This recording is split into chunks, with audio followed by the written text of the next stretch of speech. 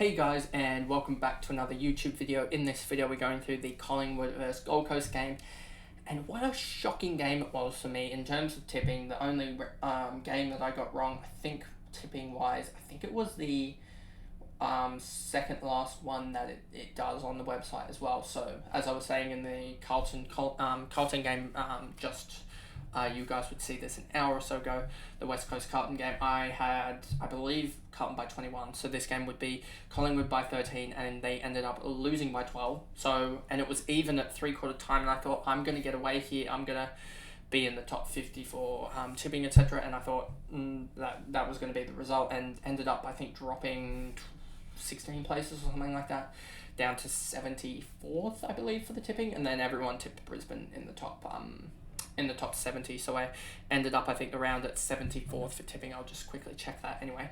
But yeah, so the only game that I got wrong. And then in terms of AFLW fantasy, it was a shocking game for me because BONNICI and Davey both did all right, 91 and 88, but then bring in Whitford for a 78, where she went 18 in the last quarter. She was on 27 at quarter time, and I thought, this is really good. She got away quick, so she was on about 36. She was leading everyone, I'm pretty sure.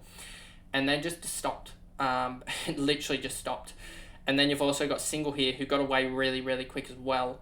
Then stopped in the second, got going again in the third, and then only 10 in the last. So she was looking on track for a 75 or something like that, and didn't get there in the end. Row Bottom at least didn't do too much damage, but she had a 52 last half to get up to 81. But yeah. And I just want to see what Rose's role is. But anyway, before we get, because I need to probably actually show you guys something other than me, before we get into the video, remember to like and subscribe, turn the notification bell on so you know when I upload, and let's get into the actual video. So, like I was just saying, I want to understand Rose's role. I think that's something that I want to work on this week, is understanding her role. First 2 weeks, she had a wing role. Wing roles can be positive. 67, 105. She, who do they have? Who does Collingwood have? They've got St Kilda. Let me just check, because this could be the difference. I need to be able to at least get better at knowing the fixtures for the players. And I think that's something that fantasy can itself do better, but I also need to do better myself, is actually looking in advance and really looking 3 to 4 game weeks in advance and looking at the fixtures. Collingwood have Brisbane.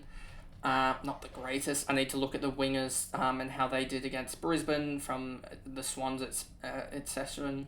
Then they have Collingwood. Carlton have Collingwood have Carlton. Then they've got Geelong. So I'm not really seeing that break of games that I'm like, oh, they're gonna do well here. Then they have Sydney. They should probably beat Sydney, to be honest. And then they've got, who have they got in the last round? They've got Richmond. So they don't really have a positive game that I'm looking at and I'm thinking they're going to do well, except for that really, maybe Carlton. But other than that, I don't really see a game where they're going to dominate like they did against Freo, and to a certain extent like she did against the Gold Coast. So I'm really looking at Rowe and I'm like, is she really going to do that well on a wing role in a side that has more negative games and positive games? So I'm not really liking the look of Rowe, actually. BONNICI and Davey did really well, as I said, 91 and 88. BONNICI came alive in the second and third, and then fell apart in the last. She was on track for 100 there, absolutely on track, and then just didn't do anything in the last quarter. As I think Collingwood just got overrun, to be honest, in the last quarter, as you see here, 270 to 178 fantasy wise. And then the second half itself, what's that, 567 to just over to 417. So they lost the second half by 150 fantasy points. I know that doesn't really say much, but I think it shows that even though Collingwood, I think, closed the gap in the third quarter, that Gold Coast should have run away with this game, to be honest with you. Even though Collingwood in the first half should have ran away with this game. And then in the second half, Gold Coast should have done better to win it. But yeah, Collingwood missed a lot of chances here. You'll see a lot of their main forwards here, or wingers, with a miss, with a behind. So yeah, Davey 88 isn't the best, but isn't the worst. It's like a guy in fantasy in the men's, I think, scoring like a 95 or something like that. Where it's just like yeah, you didn't do too bad, but you could have scored more. So it's sort of like a and with a shortened season, I'm like, do I want to get rid of those guys? Get rid of those girls that are equivalent, as I say, with the men's. Just do the shortened season. Can we give them a week or something like that to catch up? Because Davey has gone 1-3-1, 98, 88, and has St Kilda, which should be an easier matchup, shouldn't get tagged.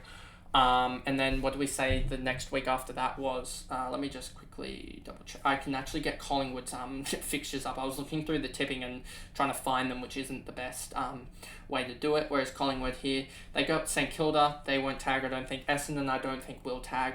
Brisbane, I think they won't tag. I think they'll try and win on their own merits.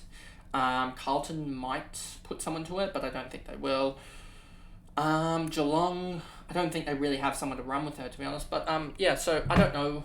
I honestly, I don't know the taggers too much. I know that Gold Coast do run a tag, and I know that she ran it.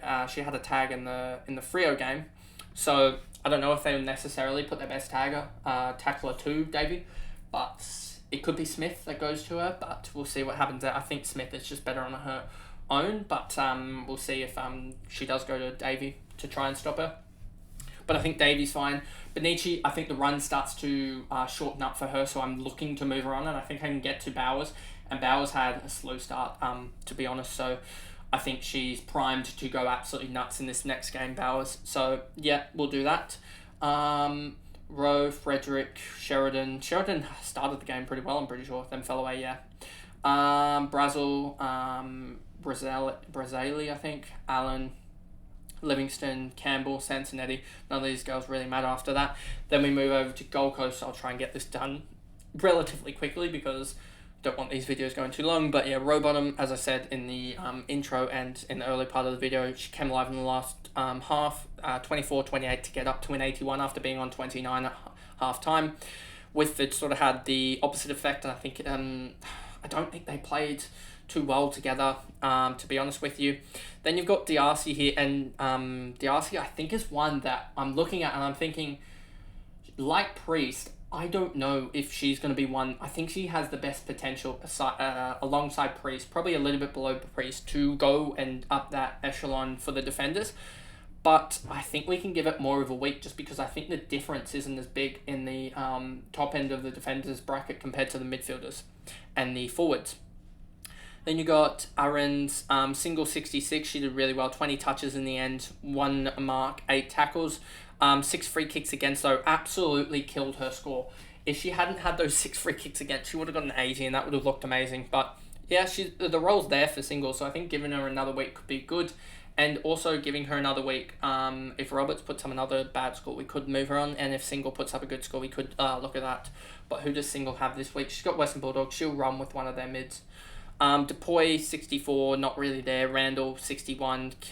Keeney, 59 off 16 touches. Stanton kicked 3 goals for a 55. But yeah, we blazed through that Gold Coast portion, as none of these girls really down here matter too much. I did like the look of Bella, but 2 free kicks away and didn't really get involved in terms of disposal-wise. She did take a couple of good marks, but other than that, not really much to talk about there. So yeah, and I think Aaron's must have been that defender that kept on taking intercepts, as well as was Dupuy playing down back. I don't think she was. Was it 25 or something like that? Given Gervin must have come alive in the last quarter or something like that. Yeah, she did. So it was Gervin's and Aaron's that came alive in the last quarter, I think, to save that game. They took up like 3 or 4 intercept marks to really save that game. But anyway, we blazed through that Gold Coast section, as none of those girls really mattered down the bottom, to be honest. Yes, it sucks to say that, but in terms of fantasy, none of them really matter past about 40 or 50 because they're not really going to do anything. None of them really get the roles, as it's the top echelon of the girls that sort of get the roles. We only need the top 3 or 4 there. But anyway, that is the video, and I'll see you guys in the next one. Bye, guys.